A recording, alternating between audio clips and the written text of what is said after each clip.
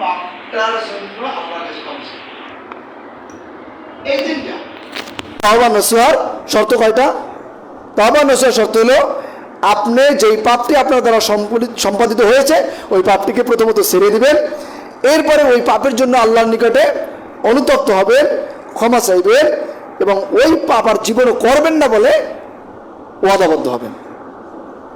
এটা হলো যে তাওবা নসিহা, পাপের কাজ ছেড়ে দেওয়া, পাপের জন্য অনুতপ্ত হওয়া, ক্ষমা চাওয়া এবং ওই পাপের কাজে আর কোনোদিন লিপ্ত হবেন না, পাপের কাজে আপনি জড়াবেন না বলে ওয়াদাবদ্ধ হওয়া, এটার নাম কি? তাওবা নসিহা। এই জন্য আল্লাহ বলছেন যে তুবু ইলাল্লাহি তাওবাতান নসুহা, তোমরা আল্লাহর নিকট তওবা করো। কেমন তওবা? তওবা নসুহা। তওবা নসুহা মানে এই তওবা নয় যে তওবা করলাম আবার করলাম, তওবা করলাম আবার পাপ করলাম, এটা নয়। তওবা নসুহা মানে এমন পাপ যেটার থেকে আমি ফিরে এসেছি, আল্লাহর কাছে ক্ষমা চেয়েছি এবং ওই পাপে আর কখনো লিপ্ত হব না বলে নিজেকে ওয়াদাবদ্ধ করেছি। আল্লাহ সুবহানাহু ওয়া তাআলা বলেন ওয়াতুবু ইলাল্লাহি জামিয়া আইয়ুহাল মুমিনুনা লাআল্লাকুম তুফলিহুন, হে ঈমান মুমিনগণ তোমরা সকলেই আল্লাহর নিকটে তওবা করো, লাআল্লাকুম তুফলিহুন, যদি তোমরা তওবা করো তাহলে তোমরা সফলতা অর্জন করতে পারবে। আল্লাহ তাআলা পবিত্র কোরআনে আরো বলেন ফামান তাবা মিন বাদি যুলমিহি ওয়া আসলাহা ফাইন্নাল্লাহা ইয়াতুবু আলাইহি ইন্নাল্লাহা গফুরুর রহিম। আর যেই ব্যক্তি তওবা করবে, ফামান তাবা মিন বাদি যুলমিহি, কোনো ব্যক্তির দ্বারা কোনো যদি পাপ হয়ে থাকে, কোনো ব্যক্তির দ্বারা যদি কোনো পাপ সংগঠিত হয়ে যায়, ওই ব্যক্তি যদি সাথে সাথে আল্লাহর নিকটে তওবা করে, আল্লাহ তাআলা বলছেন ফাইন্নাল্লাহা ইয়াতুবু আলাইহি, তাহলে আল্লাহ সুবহানাহু ওয়া তাআলা ওই ব্যক্তির তওবাকে তিনি গ্রহণ করেন, তার মানে তার পাপকে তিনি ক্ষমা করেন। তাহলে আপনি পাপ করেছেন বলে আপনি এই ভেবে থাকবেন আমি পাপ করেছি, গুনাহ হয়েছে, আবার আমি কি তওবা করব? আপনি যতবার পাপ করবেন ততবার তওবা করবেন, পাপের পরই তওবা, পাপের পরই তওবা, কিন্তু তওবাটা একটু শক্তভাবে করার চেষ্টা করবেন যেন পুনরায় আপনার দ্বারা এই পাপ আর সম্পাদিত না হয়। তো তাওবাতুন নাসুহা এর দিকেই আমরা সবসময় প্রতিষ্ঠিত থাকার চেষ্টা করবো যে আমাদের দ্বারা যদি কখনো পাপ হয়ে যায় আমরা কখনো ওই যে পাপের কাজে আর কখনো ফিরবো না, আমরা ওটার জন্য অনুতপ্ত অনুশোচিত, আমরা রবের কাছ থেকে ক্ষমা নেব ইনশাআল্লাহ, আর ওই পাপে আমরা কখনো নিজেদেরকে জড়াবো না। এই তাওবাতুন নাসুহাই আমাদেরকে গ্রহণ করতে হবে। আমরা এই 10টি দিনে তাওবাতুন নাসুহা গ্রহণ ইনশাআল্লাহ উপস্থিতি দিনে ভাইরা যারা আছে এবং মায়েরা বোনেরা, আমরা আমাদের দ্বারা সংগঠিত ছোট হোক বড় হোক যে কোনো পাপ আমাদের দ্বারা সংগঠিত হয় আমরা তওবা করে আল্লাহর নিকটে তওবা করব, আমাদের দ্বারা যেন এই পাপ আরো সংগঠিত না হয়। আল্লাহ সুবহানাহু ওয়া তাআলা বলেন ইল্লা মান তাবা ওয়া আমানা ওয়া আমিলা আমালান সালিহা ফাউলাইকা ইউবাদদিলুল্লাহু সাইয়্যাতিহিম হাসানাত। আর পাপ থেকে আপনি যখন তওবা করবেন আপনার জন্য কত বড় ফজিলত চিন্তা করেন।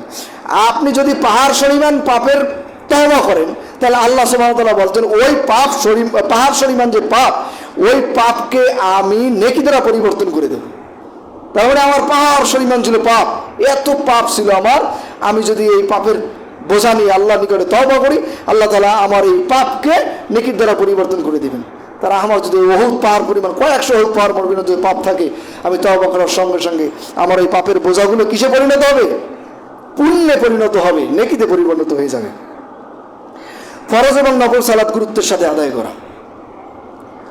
আমরা যারা ফরজ সালাত আদায় করি আলহামদুলিল্লাহ করি, যারা করে না তাদেরকে ফরজ সালাত 5 ওয়াক্ত আদায় করার জন্য উদ্বুদ্ধ করব এবং আমাদের সালাতে আমরা পূর্বের তুলনায় ধ্যান খেয়াল বেশি দেব।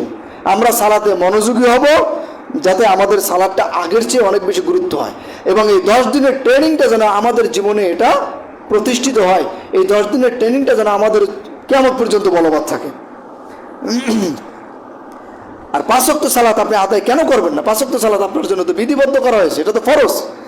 ইন্নাস সালাতা কানাত আলাল মুমিনিনা কিতাবাম মাওকুতা।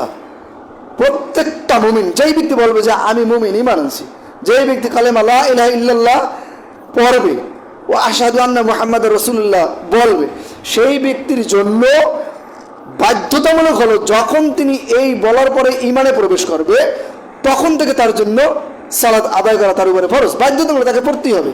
ইন্নাস সালাতা কানাত আলাল মুমিনিনা কিতাবাম মাওকুতা। আল্লাহ বলেন হাফিজু আলাস সালাওয়াতি ওয়াস সালাতিল উসতা ওয়া কুমু লিল্লাহি কানিতিন। এই যে আপনাদেরকে যে একটু আগে বললাম যে আপনারা মনোযোগ সহকারে দৃঢ় মনোযোগের সাথে আপনারা এই ফরজ সালাতগুলো হেফাজত করবেন। আল্লাহ যে বলেন তোমরা প্রত্যেক ওয়াক্তের সালাতকে হেফাজত করো গুরুত্বের সহকারে, বিশেষ করে মধ্যবর্তী সালাত। এখানে মুফাসসিরিন কিরাম বলছেন মধ্যবর্তী সালাত বলতে এখানে আসরের সালাত বোঝানো হয়েছে।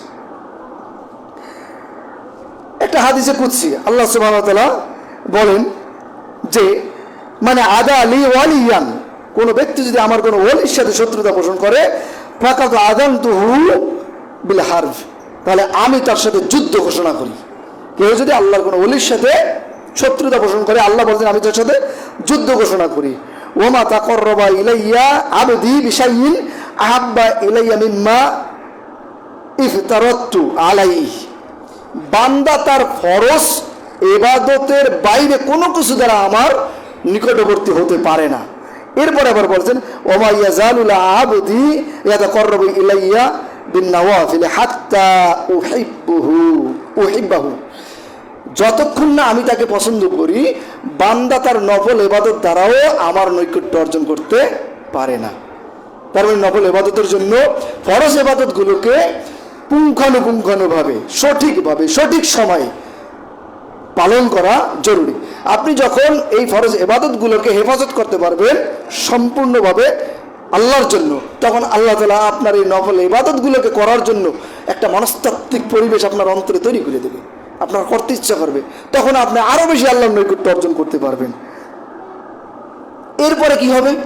এরপরে ওই বান্দার ব্যাপারে আল্লাহ বলছেন ওলি, ওই যে বললেন আমার ওলির বিরুদ্ধে মানে কেউ যদি শত্রু এবং তার বিরুদ্ধে যুদ্ধ ঘোষণা করি, এরপরে আল্লাহ বলছেন ওই ব্যক্তি যখন এরকমের অবস্থায় চলে যায়, যখন আমার নৈকট্যবর্তিতা লাভ করে, তখন তার হাত আমার হাত হয়ে যায়, তার চোখ আমার চোখ হয়ে যায়, তার মুখ আমার মুখ হয়ে যায়। তার মানে কি? তার মানে তার হাতটা এমন হয় যে তার হাত দ্বারা কখনো অন্যায় কাজ আর হয় না, তার চোখ দ্বারা কোনো পাপের কাজ হয় না, তার মুখ দ্বারা কোনো পাপের কথা বের হয় না, কোনো খারাপ কথা বের হয় না, তার পা দ্বারা কোনো খারাপ পথে চলার মতো অবস্থা তার পা হয় না, পা যেতে চায় না সেদিকে, তার অবস্থা এমন হয়ে যায়। এই ব্যক্তি আল্লাহর ওলি। রোজা রাখা, সিয়াম পালন করা, এক হাদিসে এসেছে আল্লাহ রাসূল সাল্লাল্লাহু আলাইহি সাল্লাম বলেছেন যে 4টি জিনিস আল্লাহ রাসূল সাল্লাল্লাহু আলাইহি কখনো ছাড়তেন না। আর বাউন লাম ইয়াকুন ইয়াদাউহুন্না নবী সাল্লাল্লাহু আলাইহি ওয়াসাল্লাম সিয়ামু আশুরা, আশুরার সিয়ামকে কখনো ছাড়তেন না। ওয়ালা আশরু, এবং জিলহজের 10 দিন রোজা কখনো ছাড়তেন না। জিলহজের 10 দিন মানে ওখানে যে 9 দিন, যে 10ম দিন কি আমাদের কুরবানি, জিলহজের 9 দিনের সিয়াম ছাড়তেন না। ওয়া সালাসাতু আইয়ামিন মিন কুল্লি শাহরিন, এবং প্রত্যেক মাসের 3টি সিয়ামকে কখনো ছাড়তেন না। ওয়ার রাকাতাইনে ক্বাবলাল গাদা, এবং ফজরের পূর্বের 2 রাকাত সুন্নাতকে তিনি কখনো ছাড়তেন না। এই 4টি জিনিস আল্লাহ রাসূল সাল্লাল্লাহু আলাইহি ওয়াসাল্লাম কখনোই ছাড়তেন না। ইনশাআল্লাহ আমরা এই যে জিলহজের প্রথম 10 দিনে, এই 10 দিনে এই ট্রেনিংগুলো নেব। এই ট্রেনিংগুলো শুধু জিলহজের 10 দিনের জন্যই না, আমাদের রমজানের ট্রেনিংটা শুধুমাত্রই যে সব কিছু থেকে, সকল পাপাচার অন্যায় অপরাধ থেকে বিরত থাকা মানে শুধু এইটাই না, শুধু রমজান মাস থেকে বিরত থাকা না, রমজান মাসে তো বিরত থাকবো, এখান থেকে ট্রেনিং, এই প্রশিক্ষণের মাধ্যমে আমরা পরবর্তী সারা বছরটাই এর উপরে থাকবো। ঠিক তেমনি এইরকম একটা মৌসুম জিলহজের 10 দিন, আমরা এই 10 দিনে এই ট্রেনিংগুলো আমরা দেবো। এখানে যেগুলো আপনাদের সামনে উল্লেখ করলাম, এই 10 দিনে তাকবীর পাঠ করা। এই তাকবীরের ভিতরে তাকবীর হলো 2 প্রকার, একটা হলো যে তাকবীরে আম, আর একটা হচ্ছে তাকবীরে খাস। এই খাস তাকবীরগুলো হলো আপনার ইয়ামুল আরাফা, আরাফার দিনের ফজর থেকে আইয়ামে তাশরিকের শেষ দিন আসর পর্যন্ত। আর যেটা আম তাকবীর, সেই তাকবীরগুলো আমরা বলবো জিলহজের চাঁদ দেখার সাথে সাথে, জিলহজের চাঁদ দেখার সাথে সাথে, মানে চাঁদ দেখার পর, আরবি মাস আমরা তো জানি আরবি মাসে শুরু হয় কি চাঁদ দেখার সাথে, রাত আগে আসে দিন পরে আসে, তাহলে আমাদের জিলহজ মাস চাঁদ দেখার সাথে সাথে এসে যাবে। যখনই চাঁদ দেখবো, চাঁদ দেখার সঙ্গে সঙ্গে আমরা এই তাকবীরগুলা পাঠ করব। এই তাকবীরগুলা সাহাবায়ে কেরাম, ওমর রাদিয়াল্লাহু তাআলা আনহু, আবু হুরায়রা রাদিয়াল্লাহু তাআলা আনহু প্রমুখ সাহাবীগণ, তারা যখনই বাজারে যেতেন, বাজারে গেলেই বা কোনো আপনার কি বলে লোকালয়ে যেতেন যেখানে মানুষজন একত্রিত হয়, তখন তারা যখন যেতেন, তখন ওই সমস্ত জায়গায় তারা ইচ্ছাকৃতভাবে যেতেন, প্ল্যান করে যেতেন। কেন যেতেন? যে আমরা ওখানে গিয়ে আল্লাহ তাআলার এই তাকবীরগুলোকে বুলন্দ করব, মানুষ এই তাকবীরগুলোকে শুনবে, তারাও এই তাকবীরগুলোকে বুলন্দ করবে। আল্লাহু আকবার, আল্লাহু আকবার, লা ইলাহা ইল্লাল্লাহ, আল্লাহু আকবার, আল্লাহু আকবার, ওয়ালিল্লাহিল হামদ। এই যে তাকবীর, এইটা আমভাবে আপনি এই তাকবীর 1 থেকে ইয়ামুল আরাফা, আরাফার দিনের ফজর পর্যন্ত, এই পর্যন্ত আমভাবে পড়তে থাকবেন। আর আরাফার দিনের ফজর থেকে আইয়ামে তাশরিকের শেষ দিন আসর পর্যন্ত এটাকে খাসভাবে প্রত্যেক ফরজ সালাতের সালাম ফিরানের পরে আপনারা আদায় করবেন। জিকির আজকার করা, জিকির আজকার বলতে এখানে ওখানে তো তাকবীরের একটা বিষয় বলা হলো যে আল্লাহু আকবার, আল্লাহু আকবার, হাদিসের ভাষায় হচ্ছে এই শব্দগুলো বলে সাহাবায়ে কেরাম এই তাকবীরগুলো দিতেন। এরপরও আপনি অন্যান্য যে সমস্ত জিকিরগুলো আছে, আল্লাহর নিকটে প্রিয় 4টি বাক্য আছে, আহাবুল কালামি ইলাল্লাহি আরবাউন, 4টি বাক্য, সুবহানাল্লাহি ওয়া আলহামদুলিল্লাহি ওয়া লা ইলাহা ইল্লাল্লাহ আল্লাহু আকবার। আপনারা এই জিকিরগুলো করতে পারেন, সুবহানাল্লাহি ওয়া বিহামদিহি সুবহানাল্লাহিল আযীম। এই যে আপনার নফল ইবাদতগুলো, এগুলো নফল মানে কি, অতিরিক্ত আমলগুলো, এই আমলগুলোকে অনেক বেশি বেশি করবেন, অনেক বেশি বেশি করবেন, ইস্তেগফার বেশি বেশি করবেন। আল্লাহ রাসূল সাল্লাল্লাহু আলাইহি সাল্লাম সারা বছরের আমলের কথা তিনি বলেছেন যে আল্লাহ রাসূল সাল্লাল্লাহু আলাইহি সাল্লামের এমন কোনো দিন ছিল না যেই দিনে অন্তত পক্ষে 100 বার তিনি ইস্তেগফার না পড়তেন। যিনি ছিলেন মাসুম, যার পূর্বাপর কোনো গুনাহ নাই, তার ব্যাপারে এরকমের আমরা আমল পাই যে তিনি 100 বার আল্লাহর নিকট ইস্তেগফার করেছেন। তো আমরা তার উম্মত, আর আমরা উম্মত, আমরা গুনাহগার, আমরা পাপাচারে লিপ্ত হই, শয়তানের ওয়াসওয়াসায় হোক অথবা নফসের তাড়নায় হোক আমরা হই। তো আমরা আরো বেশি বেশি চেষ্টা করব, আমাদের মুখে সর্বদা হাঁটতে থাকবো আস্তাগফিরুল্লাহ আল্লাযী লা ইলাহা ইল্লা হুয়াল হাইয়ুল কাইয়্যুম ওয়া আতুবু ইলাইহি, এবার পড়তে থাকবো। সম্পূর্ণ যদি না পড়ি অন্তত সংক্ষিপ্ত আস্তাগফিরুল্লাহ আস্তাগফিরুল্লাহ এবার বলতে থাকবো, সুবহানাল্লাহি ওয়াল হামদুলিল্লাহি ওয়া লা ইলাহা ইল্লাল্লাহ, এগুলো আমরা পড়তে থাকবো। আরাফার দিনের সিয়াম পালন, আরাফার দিনের সিয়াম 1 থেকে তো আপনারা 9 দিন সিয়াম পালন করবেন, 1 থেকে 8 দিন এই সিয়ামটা হলো জিয়া, হয়তো এই সিয়ামের কোনো ফজিলত আমরা জানি না যে এই সিয়ামের ফজিলত কি আছে, তবে সাধারণত সিয়ামের যে ফজিলত সেটা আমরা বর্ণনা করতে পারি। আল্লাহ রাসূল সাল্লাল্লাহু আলাইহি ওয়াসাল্লাম বলছেন, কোনো ব্যক্তি যদি 1 দিন সিয়াম পালন করেন, মান সামা ইয়ামান ফি সাবিলিল্লাহি বা'আদাল্লাহু ওয়াজহাহু আনিন নারি 70 খরিফা, তাহলে 700 বছরের দূরত্বে, আল্লাহ 70 বছরের দূরত্বে আল্লাহ সুবহানাহু ওয়া তাআলা তার চেহারাকে জাহান্নাম থেকে 70 বছরের দূরত্বে রাখেন, যে একদিন আল্লাহর রাস্তায় সিয়াম পালন করে। এটা যে সাধারণ সিয়াম, সাধারণ নফল সিয়াম। এরপরেও আল্লাহ রাসূল সাল্লাল্লাহু আলাইহি সাল্লাম এই যে আরাফার সিয়াম, আরাফার দিনের সিয়ামের ব্যাপারে তিনি ফজিলত বর্ণনা করেছেন, সিয়ামু ইয়াউমি আরাফাতি ইন্নী আহতাসিবু আলা আল্লাহি আইয়ুকাফিরা সানাতাল্লাতী ক্বাবলা ওয়াস সানাতাল্লাতী বা'দা। সাধারণত নফল সিয়ামের ফজিলত এমনভাবে আল্লাহ রাসূল বর্ণনা করছেন যে কোনো ব্যক্তি যদি আল্লাহর জন্য একটা দিন সিয়াম পালন করেন, আল্লাহ সুবহানাহু ওয়া তাআলা তার চেহারাকে, তার চেহারা মানে কি, আমার চেহারা যদি সরে যায়, আমার বডি কি থেকে যায় সেখানে, তার মানে আমাকে আল্লাহ সুবহানাহু ওয়া তাআলা 70 বছরের দূরত্বে রাখবেন। অন্য হাদিসে আসছেন 100 বছরের দূরত্বে রাখবেন। এরপরেও আবার এই যে সিয়াম ইয়াউমি আরাফা, আরাফার দিনের সিয়ামের ব্যাপারে ফজিলত বর্ণনা করে তিনি বলছেন যে আরাফার দিনের একটি সিয়াম পূর্ববর্তী 1 বছর এবং আগামী 1 বছর, 2 বছরের গুনাহকে আল্লাহ সুবহানাহু ওয়া তাআলা ক্ষমা করেন। সুবহানাল্লাহি ওয়া বিহামদিহি। ইনশাআল্লাহ আমরা কিন্তু এই সিয়ামকে রাখবো। আমরা যদি সম্ভব হয় আমরা 1 থেকে 9 তারিখ পর্যন্ত, আল্লাহ রাসূল 1 থেকে 9 তারিখ পর্যন্ত সিয়াম পালন করেছেন, আমরা আল্লাহ রাসূলের এই আমলগুলোকে ইনশাআল্লাহ আদায় করব। সাদাকা যাকাত আদায় করা, এই সময়গুলোতে আপনারা বেশি বেশি সাদাকা আদায় করবেন। প্রথমে যে হাদিসটা আপনাদেরকে শুনিয়েছিলাম যে জিলহজের এই 10টি দিন এমন দিন যেই দিনের এত ফজিলত, এত ফজিলত, এত ফজিলত যে আল্লাহর রাস্তায় জিহাদে যাওয়ার চেয়েও বেশি ফজিলত, তাই নাকি? আল্লাহ রাসূলকে প্রশ্ন করেছেন, ইয়া রাসূলুল্লাহ, আল্লাহর রাস্তায় জিহাদও নয়? আল্লাহ রাসূল বলছেন, না, আল্লাহর রাস্তায় জিহাদও নয়। তার মানে এত গুরুত্বপূর্ণ ফজিলতের যে দিবসগুলো, সেই দিবসেরগুলোর ভিতরে আমরা যেই আমলটাই করি না কেন, ওই আমলটাই আল্লাহর রাস্তায় জিহাদের চেয়েও বেশি নেকিপূর্ণ আমল হয়ে যাবে। নেক আমল যাই আছে সেই আমলগুলো যদি আমরা নিয়মিত আদায় করতে থাকি, প্রত্যেকটা আমল ওই আল্লাহর রাস্তায় জিহাদের চেয়েও বেশি নেকি আমাদের জন্য হবে।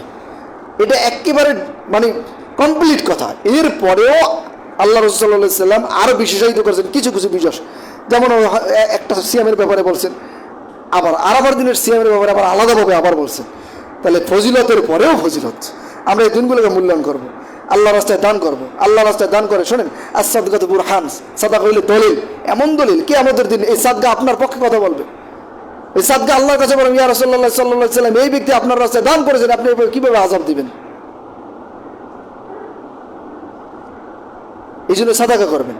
আর আল্লাহর রাস্তায় আল্লাহ কোরআনে বলছেন যে মাসালুল্লাযিনা ইউনফিকুনা ফি সাবিলিল্লাহ ইলা আখির আয়া, যে যেই ব্যক্তি আল্লাহর রাস্তায় দান করলো একটা শীষ, ওই শীষ থেকে যেন 60টি, একটি বীজ, ওই বীজ থেকে 60টি শীষ হলো, 60টা শীষের প্রত্যেক শীষে 100 করে দানা হলো, তাহলে কয়শো হলো?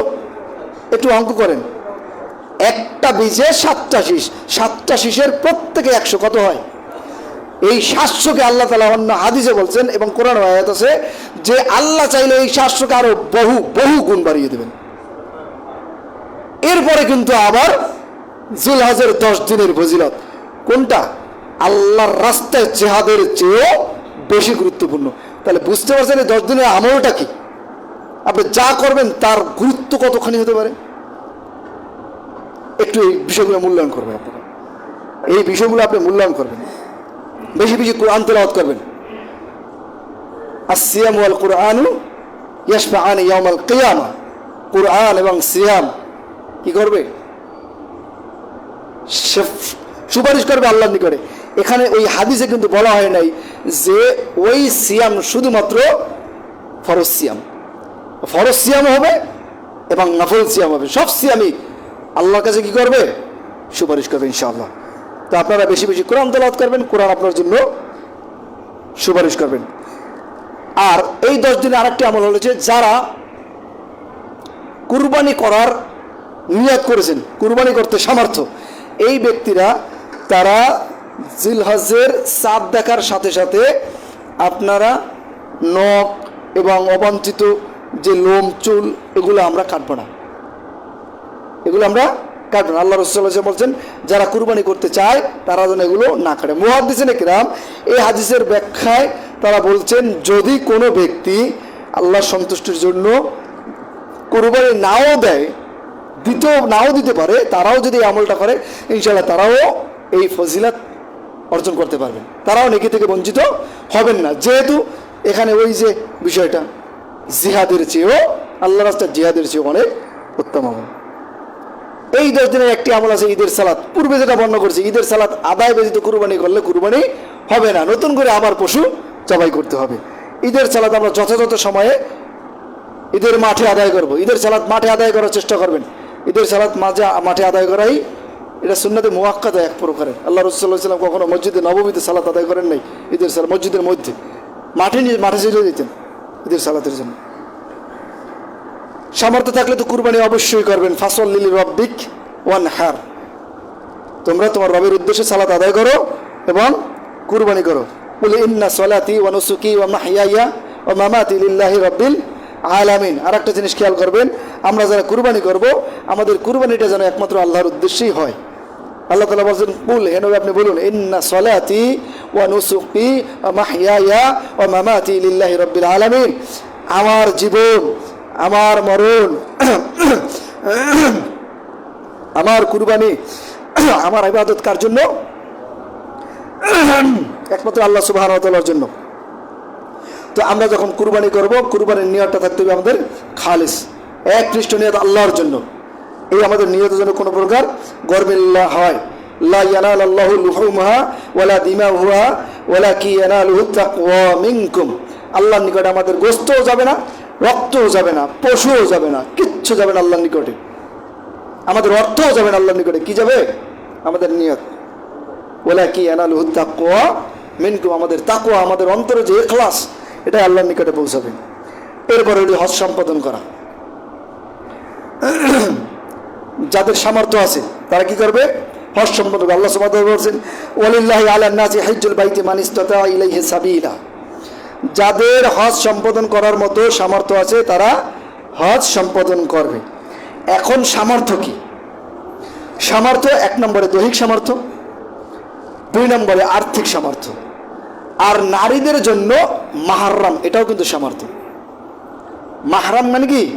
এটাও একটা সামর্থ্য। কারো মাহরাম নাই কিন্তু ওই নারী হজ করার মতো তার আর্থিক সামর্থ্য হয়েছে, কিন্তু মাহরাম না থাকার কারণে তার জন্য হজ খরচ হবে না। হজ্জের সাথে মাহরাম বাধ্যতামূলক। কোন নারী একা একা হজ সম্পাদন করতে পারবে না কোনো মাহরাম ছাড়া। তার মানে তার স্বামী, তার সন্তান, তার ভাই, তার বাবা, তার ভ্রাতুষ্পুত্র, তার ভাগ্নে, এরকম মাহরাম যদি না থাকে তাহলে সে সামর্থ্য থাকলে হজ করতে পারবে না। আর পুরুষদের ভিতরে যাদের হজ করার সামর্থ্য হয়েছে, দুইটা বলছে সামর্থ্য। পুরুষের হজের সামর্থ্য কয়টা? দুইটা, একটা দৈহিক আর একটা আর্থিক। কোনো ব্যক্তির যদি আর্থিক সামর্থ্য থাকে কিন্তু দৈহিক সামর্থ্য নাই, তাহলে সে কি করবে? কোনো ব্যক্তির যদি দৈহিক সামর্থ্য না থাকে কিন্তু আর্থিক সামর্থ্য আছে, সে কি করবে? সেই ব্যক্তি বদলি হজ করাবে। তার উপর থেকে এখনো আল্লাহ তাআলার যে ফরজ হুকুম এখনো সেটা বলবৎ আছে। তার উপর কি আছে? বলবৎ আছে। আবার ওই যে মহিলার কথা বললাম, মহিলার নিজের হজ করার সামর্থ্য আছে কিন্তু মাহরামও আছে, কিন্তু হজ করতে চাইতে হলে মাহরামের তো হজ করার সামর্থ্য নেই। তখন কি করবে? তখন মাহরামের সামর্থ্য জোগাড় করবে, তারপর মাহরামকে নিয়ে যাবে। কঠিন কিছু না, কিন্তু বিষয়টা হলো যে বোঝার জন্য। আপনার যদি দৈহিক সামর্থ্য থাকে, আর্থিক সামর্থ্য আছে, আপনি নিজে হজ করবেন। যদি আপনার দৈহিক সামর্থ্য না থাকে, আর্থিক সামর্থ্য আছে, তাতে আপনি বদলে হজ করাবেন। আর আপনি নারী, আপনার যদি অর্থ থাকে, হজ করার সামর্থ্য হয়েছে, কিন্তু আপনার মাহরাম নাই, তাহলে আপনার উপরে হজ ফরজ নেই। কিন্তু মাহরাম আছে, আপনার হজ পালন করার টাকা আছে, কিন্তু মাহরাম সঙ্গে নিয়ে যাবেন এইটা নাই, ওইটার জন্য অপেক্ষা করতে হবে, আল্লাহর কাছে দোয়া করতে হবে, এরপরে আপনি যাবেন। হজ কবুল হয়, মাবরুর হজ, কল্যাণকর হজ। কোনটা কল্যাণকর হজ? আমরা কিভাবে বুঝবো কোন হজটি আল্লাহ তাআলা কবুল করবেন? আর হজ ইসলামের 5টা রুকনের একটা। ইসলামের রুকন কয়টা? খুঁটি কয়টা? 5টা। 5 রুকনের একটা রুকনের নাম কি? হজ। হজ আপনাকে বাধ্যতামূলক আদায় করতেই হবে। আল্লাহ তাআলা বলছেন, আল্লাহ রাসূল সাল্লাল্লাহু আলাইহি ওয়াসাল্লাম বলছেন যে হজ্জুল মাবরুর লাইসা লাহু জাযাউ ইল্লাল জান্নাহ। মাবরুর হজ, কল্যাণকর হজ, যেটা কবুল হবে, এই কবুল হওয়া হজ আল্লাহর কাছে যেটা কবুল হবে, এর জাযা কি? আল্লাহর কাছ থেকে প্রতিদান কি? একমাত্র জান্নাত। কবুল হজের একমাত্র প্রতিদান কি? আল্লাহ বলছেন লাইসা লাহু জাযাউ ইল্লাল জান্নাহ, তার জন্য জান্নাত ব্যতীত আর কোনো পুরস্কার নেই। সুবহানাল্লাহি ওয়া বিহামদিহি। এখন এই হজ কবুলের জন্য কয়েকটি শর্তের ভিতরে অন্যতম গুরুত্বপূর্ণ শর্ত হচ্ছে ইখলাস। আপনার হজের ভিতরে যদি কোনো রিয়া থাকে, লোক দেখানো থাকে, আপনার হজ কবুল হবে না। এটা আপনার মাবরুর হজ হবে না। মাবরুর হজ মানে মাকবুল হজ, তাহলে আপনার হজ মাকবুল, কবুল হবে না, লোক দেখানো হতে পারবে না। এই হজের ভিতরে আপনি হজ পালন করতে গিয়ে কোনো শত্রুতা কারোর প্রতি বিদ্বেষ করতে পারবেন না। এই হজ করতে গিয়ে আপনি কোনো খারাপ ভাষায় গালি দিতে পারবেন না। এই হজ করতে গিয়ে আপনি হিংসা রাখতে পারবেন না। এই হজ করতে গিয়ে অন্যের প্রতি বিদ্বেষ রাখতে পারবেন না। এই হজ একমাত্র একনিষ্ঠ আল্লাহর জন্য হতে হবে। এই হজ কবুল হওয়ার জন্য, মানে মাকবুল হজের জন্য, আপনার যে অর্থটা, ওই অর্থটা হতে হবে একমাত্র হালাল।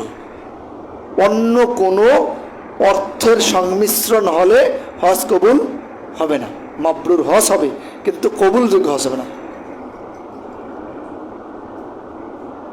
আপনার হজ কবুল হবে না।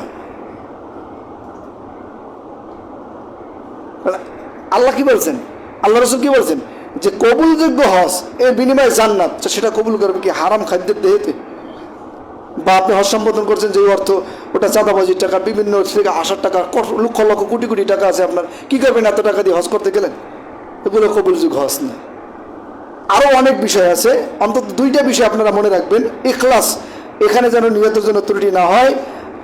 আর যে হজ্জের যে বিধিবিধান, আল্লাহ রাসূল সাল্লাল্লাহু আলাইহি ওয়াসাল্লাম বিদায় হজ্জের ভাষণে তিনি বলছেন যে আমার সময় শেষ, আমি হয়তো আগামী হজ্জে তোমাদের মাঝে নাও থাকতে পারি, অতএব তোমরা আমার কাছ থেকে হজ্জের বিধিবিধান জেনে নাও। খুযু আন্নী মানাসিকাকুম, আমার কাছ থেকে তোমরা হজ্জের বিধিবিধান জেনে নাও।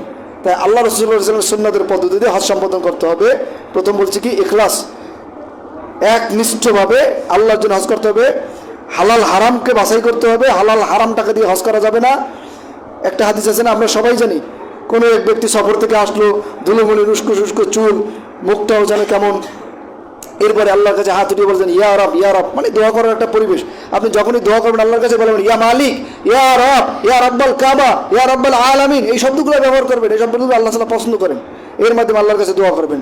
তো ওই ব্যক্তি ইয়া রব, তখন আল্লাহ রাসূল বলছেন যে কিভাবে এই ব্যক্তির ইবাদত কবুল হবে? এই ব্যক্তির যে বডিটা, এই শরীরটা, এটা হারামের তৈরি। এই ব্যক্তি যা ভোগ করে এটা হারাম খাবার। এই ব্যক্তির যে লেবাসটা, পোশাকটা, এটা হারাম। তাহলে এগুলো থাকলে আপনার হজ কখনো কবুল হবে না। তো এই বিষয়গুলো আমাদেরকে ইনশাআল্লাহ খেয়াল রাখতে হবে। সুবহানাকাল্লাহুম্মা ওয়া বিহামদিকা আশহাদু আল্লা ইলাহা ইল্লা আনতা আস্তাগফিরুকা ওয়া আতুবু ইলাইক।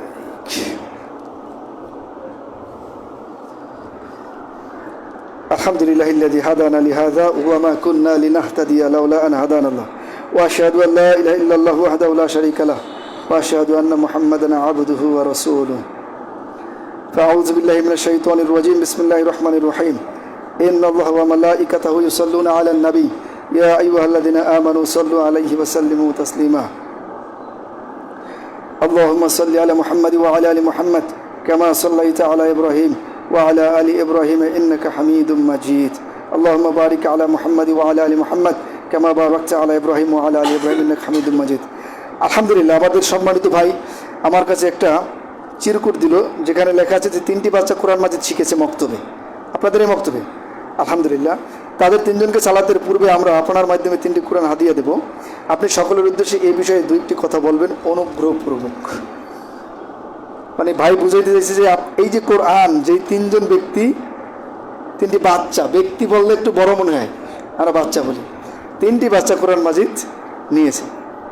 আল্লাহ রাসূল সাল্লাল্লাহু আলাইহি ওয়াসাল্লাম বলছেন খায়রুকুম মান তাআল্লামাল কুরআনা ওয়া আল্লামা। কোরআনের ব্যাপারে আমি কিছুক্ষণ আগে কিছু কথা বলছি। তোমাদের ভিতরে সর্বোত্তম ওই ব্যক্তি যিনি কোরআন শিক্ষা দেয় আর এবং যিনি শিখে। তার মানে কোরআনের ওস্তাদ এবং কোরআনের ছাত্র।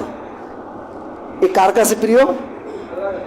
আল্লাহর কাছে প্রিয়। আল্লাহ তাআলা, আল্লাহ রাসূল এমন বলেছেন খায়রুকুম মান তাআল্লামাল কুরআনা, খায়রুকুম, তোমাদের মধ্যে, এখানে যারা আছে এর ভিতরে তারা উত্তম যারা কোরআন শিখতেছে এবং যারা কোরআন শিক্ষা দিতেছে। বুঝতে পারছেন? এখানে কোরআন শিক্ষা করা আর কোরআন শেখানো এটা কতটুকু হতে পারে? আপনি নিয়মিত মসজিদের ইমাম সাহেবের কাছ থেকে কোরআনের কোনো না কোনো বিষয় শিখলেন। কোরআনের একটা তাফসির হতে পারে, কোরআনের একটা ব্যাখ্যা হতে পারে, কোরআনের একটা শব্দ হতে পারে, একটা তাজবিদ হতে পারে, একটা হরকত হতে পারে, একটা হরফও হতে পারে। এটা আপনি ওই ছাত্রের মাঝে পড়বেন যিনি কোরআন শেখে, আর যিনি শিখাবে তিনি আওতাভুক্ত হবেন। তো আমরা কিন্তু এই সওয়াব থেকে নিজেদেরকে কখনো বঞ্চিত করার মতো আমাদের সুযোগ নাই। আমি দিই কেন?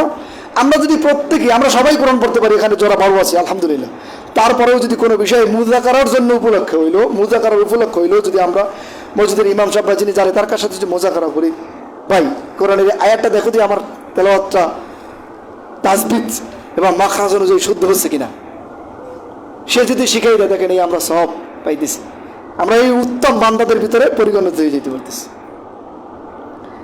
আর বাচ্চাদেরকে কোরআন কিছুর জন্য শিখাবেন। কোরআন কি আমাদের কিতাব না অন্যদের কিতাব? আমাদের জন্য বড়ই দুঃখ যে আমাদের কিতাব এখন আমরা পড়তে পারি না। আমাদের কিতাব, আমাদের পরিবারের কয়জন আমাদের এই কিতাব পড়তে পারি? কিতাব বোঝা তো দূরের কথা, কিতাব দেখে পড়াও আমাদের মাঝে নাই। আমাদের পরিবারগুলো এই কোরআনকে জুজদানে উঠাইতে হওয়ার জন্য আপনি জুজদানে রাখলেন, থুয়ে দিলেন ওই যে একদম সুন্দরভাবে, ওর জন্য আলট্রা মডার্ন একটা তাক তৈরি করলেন, যে তাকটা প্রতিদিন ঝাড়লেন, পুষলেন, আবার ঢুকিয়ে রাখলেন। এই জন্য কোরআনের একটি হরফ যদি কেউ পড়ে, সঙ্গে সঙ্গে তার আমলনামায় কয়টি নেকি আসে ভাই? আলহামদুলিল্লাহ, সবাই জানেন। এখানে আল্লাহ রাসূল আবার এভাবে ব্যাখ্যা দিয়েছেন যে এই একটি হরফ আলিফ লাম মিম এরকমের নয়। আলিফুন হারফুন ও মিমুন হারফুন ও লামুন হারফুন। দেখছেন আল্লাহ রাসূল সাল্লাল্লাহু আলাইহি ওয়াসাল্লাম ভাঙাই দিয়েছেন যে আলিফ লাম মিম এই 3টা একত্রে আছে কোরআনে, ওখানে লেখা আছে। আলিফ লাম মিম মুরাক্কাব আকারে আছে, কিন্তু আল্লাহ রাসূল সাল্লাল্লাহু আলাইহি ওয়াসাল্লাম তিনি ব্যাখ্যা করছেন যে এই তিনটা মুরাক্কাব হিসেবে মানে তিনটা মিলে একটা নয়, এই তিনটা আলাদা আলাদা। এই আলিফ একটা হরফ, মিম একটা হরফ, লাম একটা হরফ। তাহলে আপনি যদি বলেন আলিফ লাম মিম, তাহলে কয়টা হরফ, কয়টা নেকি আসলো? আপনি যদি নাকি এক পৃষ্ঠা পড়েন কতগুলো নাকি আসবে? আরে ভাই, আল্লাহ সুবহানাহু ওয়া তাআলা আমাদেরকে জাহান্নামে দিতে চান না, এটা আল্লাহ চান না যে বান্দা জাহান্নামে যাক। আল্লাহ চান সামান্য জিনিসের মাধ্যমে যেন বান্দা নেকির পাহাড় করতে পারে। একটা হাদিস আছে, কিয়ামতের দিন বান্দা অবাক হয়ে যাবে, ইয়া রাব্বাল আলামিন, এত সওয়াব, আমি তো এত আমল করি নাই। কারণ বান্দার ওই হিসাবটা ছিল না নেকির হিসাব, তখন তার ছোট ছোট ওই ইবাদতগুলো অনেক পাহাড় সমান করে বলেছে। তো আমাদের এই মসজিদ, এটা মক্তব, মক্তবটা বিকালে হয়, তাই নাকি? আসর থেকে, আসরের পর থেকে মক্তব শুরু হয়। আপনাদের আশেপাশের যারা আছেন সকলে আপনাদের সন্তানকে কোরআন শেখানোর জন্য এই মক্তবে দিবেন। যারা কোরআন শিখতে পারে, আপনার সন্তান কোরআন শিখে যে আমল করবে, আপনার সন্তান কোরআন শিখে যে ভালো আমল করবে, এই আমলের বিনিময়ে কবরে পিতার জন্য কি যায়? কি যায়? সাদাকায়ে।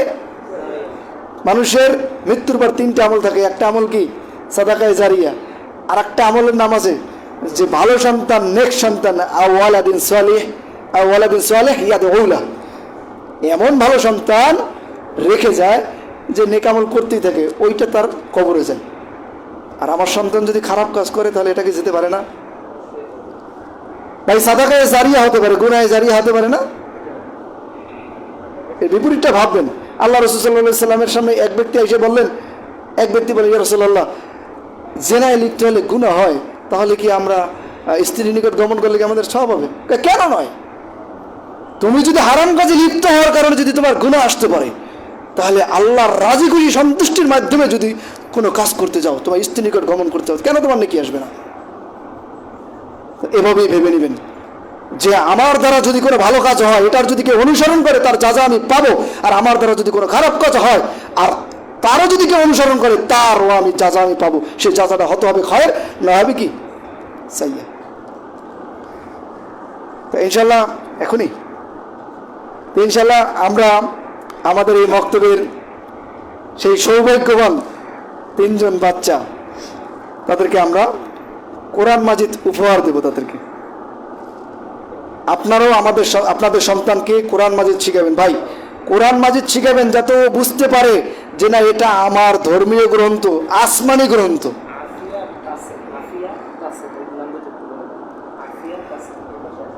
আফিয়া এবং কি তাহসিন, তাহসিন, আফিয়া এবং তাহসিনকে আমরা এখানে আসার জন্য অনুরোধ করছি। তুমি আসো। আফিয়া,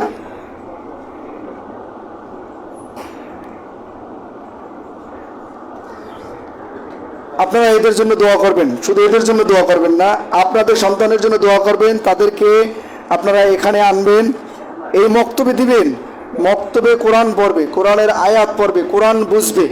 কোরআন বোঝার পরে সে আপনার প্রতি আনুগত্যশীল হয়। ভাই, আলেম যারা, যাদের ইলম আছে, যারা দিন বুঝে, তারা কিন্তু বড় হোক ছোট হোক, এমনকি পিতামাতার সাথে কখনো বেয়াদবি তারা করে না। কারণ যাদের ভিতরে ইলম আছে তারা আমল করতে শিখে, আর না বোঝে যারা, তারাই কিন্তু পিতামাতার সাথে কিন্তু খারাপ আচরণগুলো করতে থাকে। আমি কি নামবো?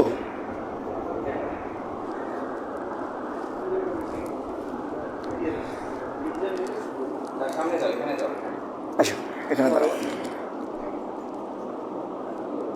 আম্মা, তুমি এ পাশে আসো। আম্মা এ পাশে আসো।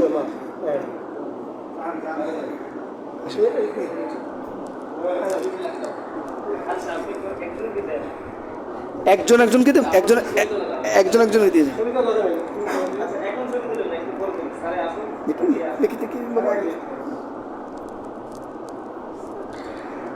আলহামদুলিল্লাহ, বারাকাল্লাহু লাকুম।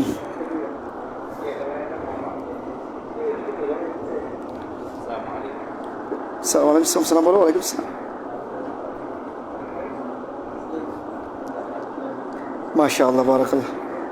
আল্লাহ তাআলা তাদেরকে কবুল করুন। আল্লাহ সুবহানাহু ওয়া তাআলা তাদেরকে কোরআনের বিজ্ঞ আলেম বানান। আল্লাহ সুবহানাহু ওয়া তাআলা তাদেরকে দ্বীনের মস্ত বড় দায়ী বানান। ইয়া রাব্বাল আলামিন। আপনি এদেরকে ইমাম বুখারী বানান, আয়েশা সিদ্দিকা রাদিয়াল্লাহু তাআলা আনহা বানান, ইয়া রাব্বাল আলামিন। তাদেরকে ওসমান, আফফান,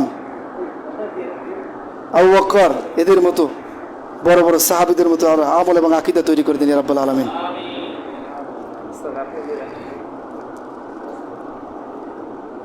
নেন তিনজনকে উঠেন। আপনি দেন, এটা আম্মুকে আপনি দেন। মাশাআল্লাহ মাশাআল্লাহ মাশাআল্লাহ। যাও, ওদের কোরআনগুলো একটু আলাদাভাবে এখন হেফাজতে রাখেন, ওরা যাবার সময় নিয়ে যাবেন। আলহামদুলিল্লাহ আলহামদুলিল্লাহ, আল্লাহর কাছে শুকরিয়া যে আল্লাহ সুবহানাহু ওয়া তাআলা তার পবিত্র কোরআনুল কারীম পাঠ করার, কোরআনুল কারীম তেলাওয়াত করার জন্য আল্লাহ তাআলা তার 3টি বান্দাকে কবুল করেছেন। এভাবে আপনারাও এগিয়ে আসেন ইয়া রাব্বুল আলামিন। আমাদের যারা আমরা আছি, আমাদের যারা পরিবার আছে, সন্তান আছে, ইয়া রাব্বুল আলামিন আমাদের সকলের সন্তানকে আপনি দিনদার পরহেজগার বানান, সকলকে কোরআন বোঝার, কোরআনের উপর আমল করার মতো তৌফিক দান করেন ইয়া রাব্বুল আলামিন। আমাদের পরিবারগুলোকে আপনি কোরআনময় করুন ইয়া রাব্বুল আলামিন। আমাদের পরিবারগুলোকে আপনি সুন্নাতের উপরে প্রতিষ্ঠিত করুন ইয়া রাব্বুল আলামিন। আমাদের সন্তানদেরকে আপনি দ্বীনি বুঝ, দিনের বড় দায়ী, দিনের বড় আলেম হিসেবে কবুল করুন ইয়া রাব্বুল আলামিন। কোরআনের বড় মুফাসসির, হাদিসের বড় মুহাদ্দিস হিসেবে আপনি কবুল করেন ইয়া রাব্বুল আলামিন। ইয়া রাব্বুল আলামিন, আমরা আপনার কাছে আর কিছুই চাই না, আপনার দুনিয়ার সম্পদ চাই না ইয়া রাব্বুল আলামিন। আপনার কাছে সেই সম্পদ চাই যেই সম্পদ আমার মরণের পরেও, আমাদের মরণের পরে ইয়া রাব্বুল আলামিন সাদাকায়ে জারিয়া হিসাবে আমাদের নিকটে পৌঁছাবে ইয়া রাব্বুল আলামিন। আপনি কবুল করেন ইয়া রাব্বুল আলামিন। আপনি আমাদের সকলকে ক্ষমা করুন ইয়া রাব্বুল আলামিন। আপনি আমাদের পিতামাতাকে ক্ষমা করুন ইয়া রাব্বুল আলামিন। আমাদের যারা গত হয়ে গেছে, যারা কবরে শায়িত ইয়া রাব্বুল আলামিন, তাদের প্রত্যেকের কবরকে আপনি জান্নাতের সাথে লিঙ্ক তৈরি করে দিন ইয়া রাব্বুল আলামিন। তাদের কবরকে জান্নাতের বাগিচা, জান্নাতের বাগান বানিয়ে দিন ইয়া রাব্বুল আলামিন। ইয়া রাব্বুল আলামিন, আমাদের সকলকে আপনি জিল হজের আমলগুলো সহিভাবে সুন্নাহর উপরে প্রতিষ্ঠিত থেকে আমল করার তৌফিক দান করেন ইয়া রাব্বুল আলামিন। أقول قولي هذا واستغفر الله لي ولكم ولسائر المسلمين من كل ذنب واستغفروا واتوبوا إليه إنه هو التواب الرحيم.